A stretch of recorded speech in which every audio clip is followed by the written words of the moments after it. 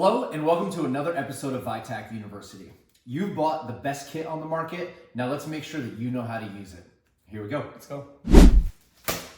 What's up, guys? We're gonna go over this sweet emergency blanket. You guys see this in all the really cool movies after like Transformers kill everybody. You know, they're all sitting on the back of an ambulance wrapped up in one of these little tinfoil blankets, right? That's what this is. All it is it's Mylar. It's this really thin tinfoil style material.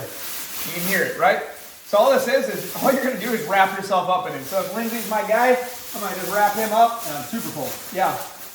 What it does help do is it does help attract the sun. It's a reflective surface, so it does actually create a little bit of warmth from that.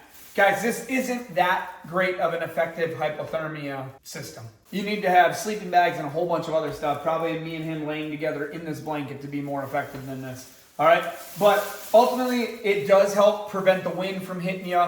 It breaks that. It does help keep you dry. So there is some effectiveness to them. That's why we include them in the kit. And in a pinch, it will help you create a nice little poncho hooch. So nice little piece of shelter. I love it. I got nothing. All right. Cheers.